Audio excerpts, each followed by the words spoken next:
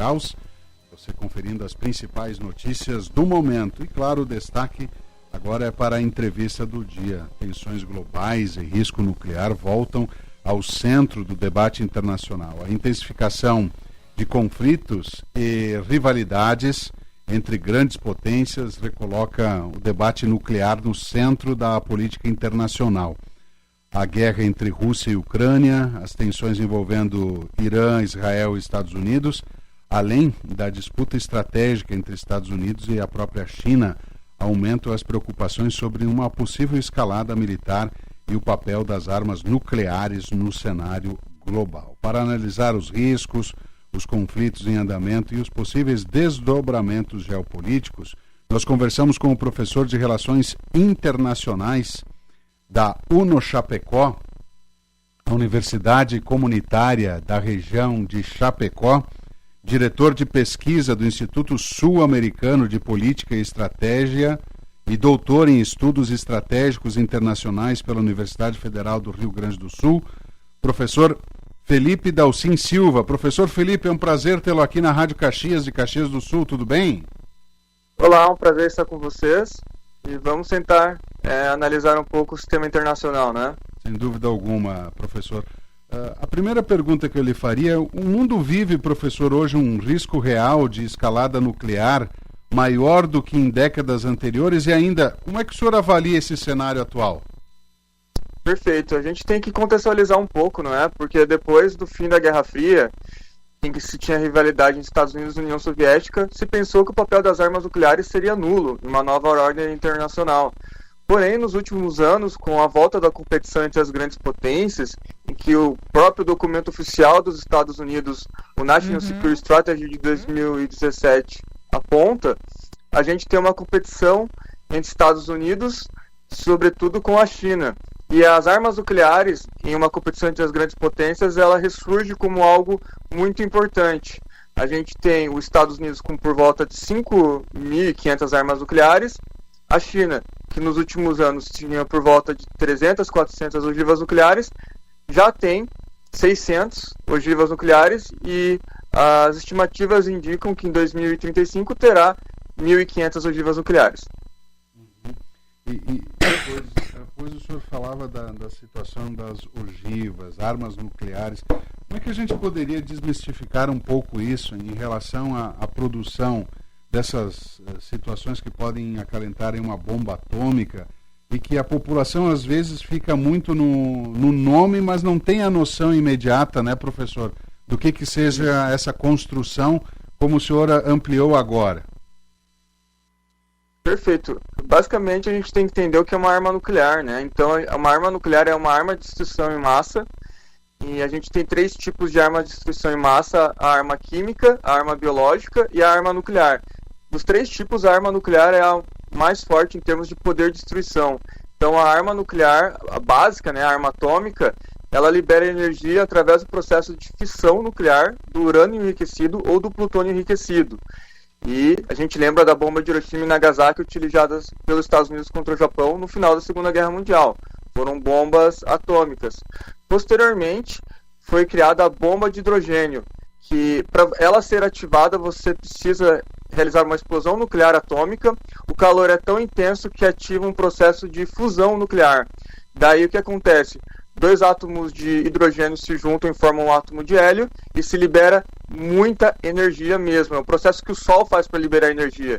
Então, uma bomba atômica como a de Hiroshima e Nagasaki tinha 15 quilotons de poder de destruição. As bombas de hidrogênio, que a gente tem várias hoje em dia, têm por volta de 1.000 quilotons de poder de destruição. Ou seja, tu compara uma bomba que era de 15, agora tu tem bombas de 1.000 quilotons e a Rússia já chegou a testar bombas de 50.000 quilotons. Nossa. É uma potência enorme, né? De que forma, por exemplo, esse processo ele acaba, o senhor já falava dessa escalada nuclear, né? Mas sem dúvida alguma, eu creio que a guerra entre Rússia e Ucrânia, a partir daí ela já reacendeu um debate sobre esse uso ou a própria ameaça das armas nucleares? Sim, perfeito. Por quê? Qual que é o risco? A Rússia, ela não aguenta guerrear uma guerra com a OTAN se todos os países da OTAN ajudassem a Ucrânia em termos convencionais. Imagine, uma guerra entre Rússia e OTAN somente com armamento convencional, ou seja, com armamento não nuclear. Seria uma guerra que provavelmente a Rússia teria muita dificuldade. O orçamento militar da OTAN, em comunhão, todos os países da OTAN, evidentemente que os Estados Unidos é a principal força, os Estados Unidos gasta quase $1 trilhão por ano em defesa, o orçamento desses países comparado com a Rússia é cerca de 20 vezes maior do que a Rússia. Então, o que a Rússia atesta para os europeus da OTAN? Se vocês ajudarem a Ucrânia, se vocês entrarem com forças convencionais na Ucrânia, eu vou ser obrigado a usar a arma nuclear, porque se a guerra for só convencional, ou seja, se a guerra for não nuclear, eu não consigo enfrentar vocês. Então, se tem uma ameaça crescente do uso de armas nucleares na Ucrânia em relação a isso, por causa disso. A Rússia ela não conseguiria ou não teria nem um pouco de facilidade de lutar na Ucrânia se os países da OTAN entrassem com apoio militar de tropas, né? Não só de armamentos como faz, seria algo que a Rússia provavelmente teria muita dificuldade. Então a Rússia, em contramedida, ameaça o emprego nuclear contra os países europeus. A gente poderia fazer algum tipo de paralelo quando a gente pensa nas questões históricas, por exemplo, com a Guerra Fria. Eu vi alguns analistas essa semana fazendo um paralelo sobre isso, queria a sua opinião também. Sim, o paralelo é que na Guerra Fria, né, até o nome de Guerra Fria por causa disso também. Por quê?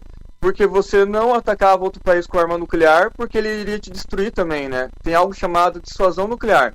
Mas basicamente é o seguinte, se eu tenho arma nuclear e você também, eu não vou te atacar. Por quê? Por mais que eu tente no meu primeiro ataque nuclear destruir todas as suas armas nucleares, se sobrarem algumas das suas armas nucleares e você conseguir me atingir, você vai me destruir também. Então, esse raciocínio voltou hoje em dia. Por isso que eu falei para os senhores, né, que no começo da nossa conversa aqui, que a China, para garantir uma capacidade de retaliação nuclear, ou seja, de responder a um ataque nuclear, ela vem aumentando de maneira estrondosa seu número de armas nucleares em relação à Rússia e os Estados Unidos, que os dois têm por volta de 5.500 armas nucleares, a China tem 600, e se espera que na próxima década a China chegue nas 1.500 ogivas nucleares a 2.000. Mas a gente já pode vislumbrar que o intuito da China é ter a mesma quantidade de armas nucleares que a Rússia e Estados Unidos. Nossa, são preocupantes esses números, professor. Agora a gente falava de Rússia, de Ucrânia, né? E o contexto desse momento, o foco é literalmente o cenário entre Estados Unidos, também, né, Israel e o Irã. O programa nuclear, por exemplo, professor, do Irã, ele ainda representa uma das principais preocupações para a comunidade internacional? Perfeito, a sua pergunta é excelente e ela tem dois lados, tá? O primeiro lado é o seguinte, quando você enriquece urânio 0 a 20%, é muito difícil de enriquecer. Não é proporcional. 0 a 20 é muito difícil de enriquecer. O que aconteceu? O Irã estava enriquecendo a 60%. Daí o seguinte, se para enriquecer de 20 a 90%, que é para ter armamento nuclear, é mais rápido. Não é uma questão lógica proporcional. Mais uma vez, recapitulando, 0 a 20% é muito difícil de enriquecer. Mas se você enriquece o urânio a 20% para chegar a 90%, que é para a quantidade de enriquecimento que você precisa para ter uma arma nuclear, é fácil e rápido. O Irã estava a 60%. Daí você pode olhar por duas perspectivas. Perspectivas Estados Unidos e Israel, pensando o seguinte, se o Irã enriquece a 60%, logo, ele está muito perto de ter uma arma nuclear, a gente tem que pedir ele de ter uma arma nuclear. Porém, o que o Irã estava fazendo no outro lado dessa visão, né?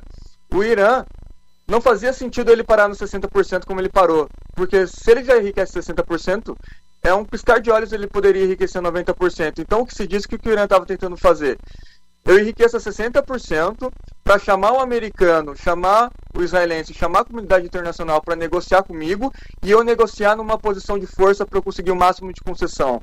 Então tem essas duas visões, que o Irã não queria enriquecer 90%, porque se o quisesse já teria o feito, porém tem a outra visão que diz o contrário, o Irã está enriquecendo a 60%, está perto da arma nuclear, então a gente tem que pedir ele de ter. Então tem essas duas visões do programa nuclear iraniano, perdão. Sim, sim.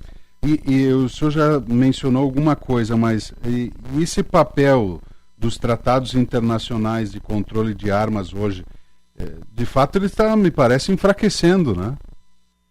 Total, todos os que tinham já caíram por terra. A gente tinha vários acordos que, até pela falta de tempo, eu não posso esclarecer em miúdos, né, todos Sim. eles para os senhores, mas a gente tinha o INF, a gente tinha o New START, a gente tinha o Open Skies Treaty, a gente tinha outros acordos de controle que caíram por terra todos. O único que se mantém é o Tratado de Não Proliferação Nuclear.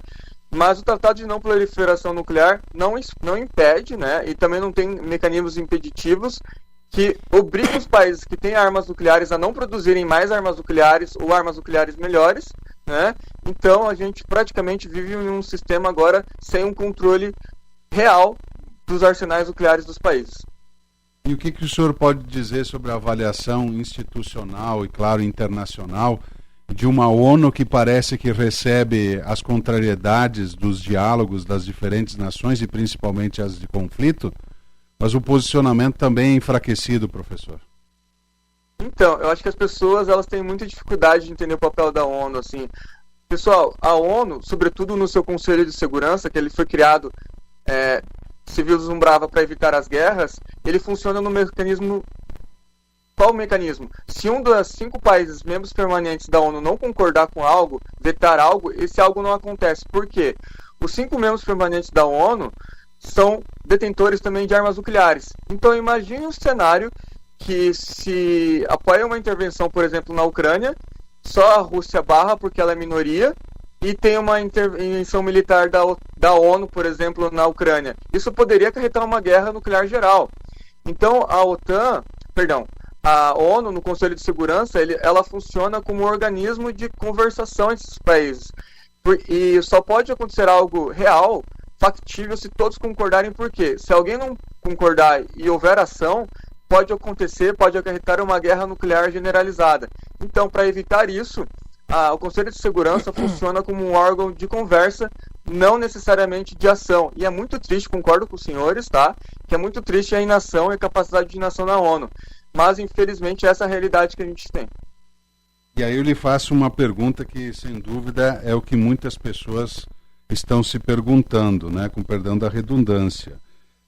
Pensando nas próximas décadas, o senhor acha que o mundo caminha para uma maior estabilidade nuclear ou para um cenário ainda mais perigoso e até um conflito mundial?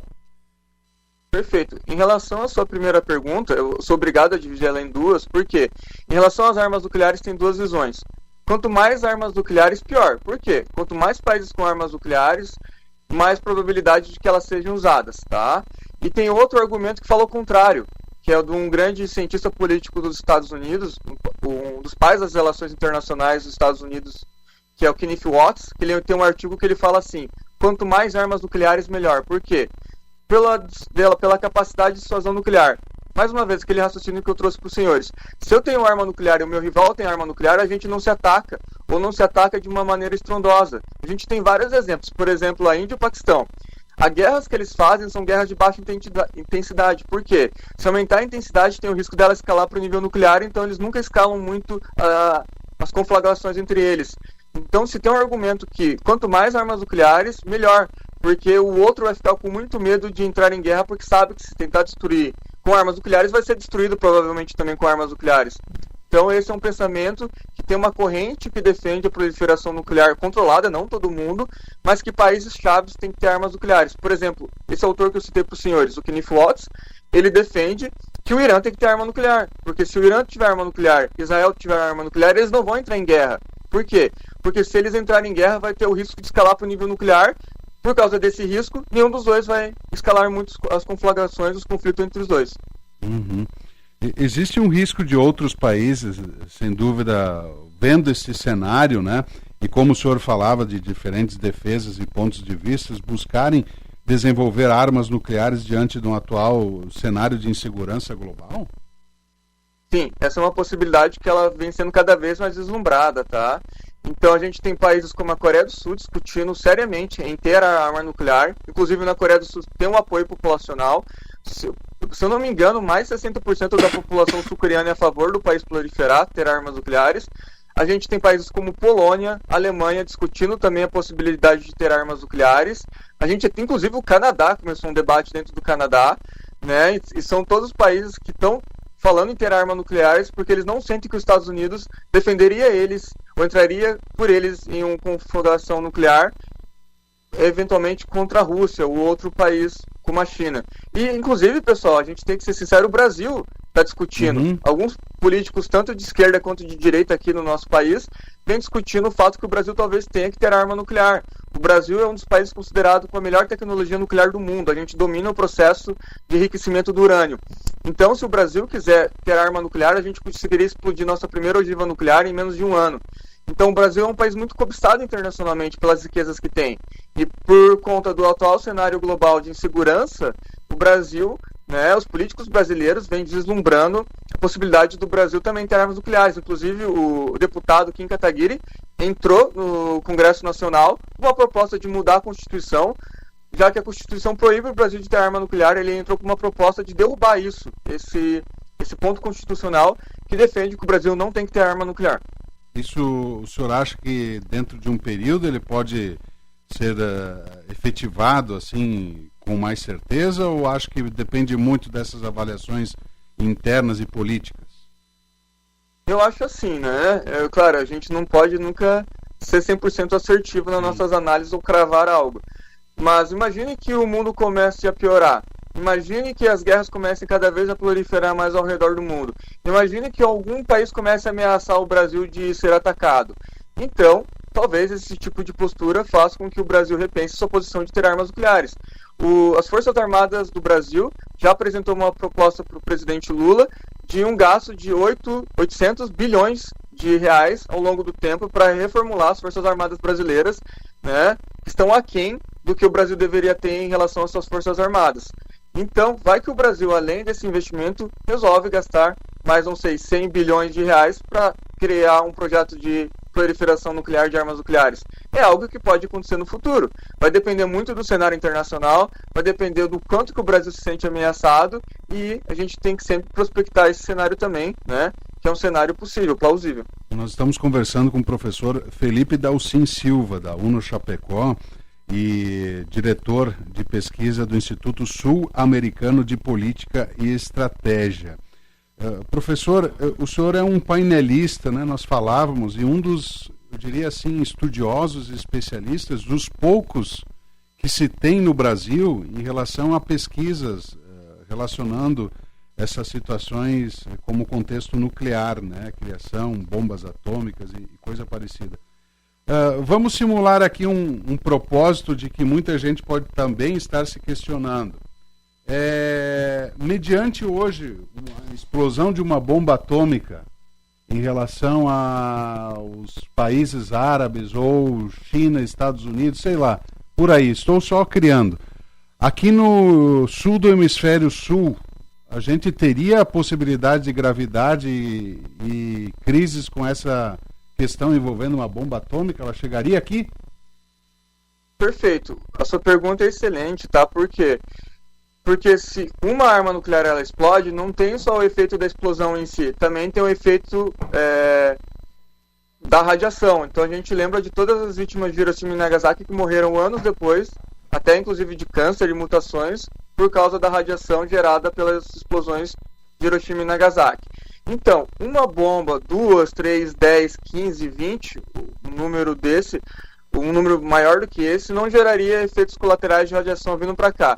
Porém, se tem simulações que se os Estados Unidos usasse todas as suas armas nucleares, a Rússia usasse todas as suas armas nucleares, a China utilizasse todas as armas nucleares, a quantidade de radiação, a quantidade de detritos radioativos no ar, a quantidade de detritos dessas grandes explosões nucleares, que matariam na primeira hora mais de 1,5 bilhão de pessoas, criariam uma série de nuvens radioativas, nuvens de detritos, que cobriria todo o planeta por diversos dias e meses. Essa cobertura de nuvens impediria o processo de fotossíntese e impediria a capacidade das plantas, ou seja, de produzir de obter energia e crescer e produzir frutos e por aí vai, então acabaria com toda a cadeia alimentar como a gente conhece e poderia, infelizmente, vitimar o resto da população global. Então, quando a gente fala de armas nucleares, a gente não fala só dos países que têm armas nucleares e são ameaçados por esses países. A gente pode ter uma consequência global, por isso que é importante todos nós, de todos os países, de todas as regiões do mundo, nos interessarmos e lutarmos para que as armas nucleares não sejam utilizadas, né? E só para trazer um adendo, eu não vejo a possibilidade real de uso de uma arma nuclear destrutiva contra a população iraniana, no caso do Oriente Médio. O que a gente poderia ter é o seguinte cenário. Tem alguns bunkers, tá, do Irã que estão tão debaixo da terra que as armas convencionais elas não conseguem atingir. Então tem uma arma nuclear, sobretudo uma família de armas nucleares. Sim, armas nucleares também têm família, isso é bem triste de se dizer. Que horror. Dos Estados Unidos, como a B-61-11 e a B-61-12, que elas têm poder penetrador na terra, elas entram dentro da terra e depois explodem. Qual que é a ideia? Que também tem armas convencionais com poder de penetração, mas elas não conseguiriam destruir bunkers no subterrâneo, que estão muito abaixo do subterrâneo, que protegem armamentos e provavelmente lideranças políticas do Irã.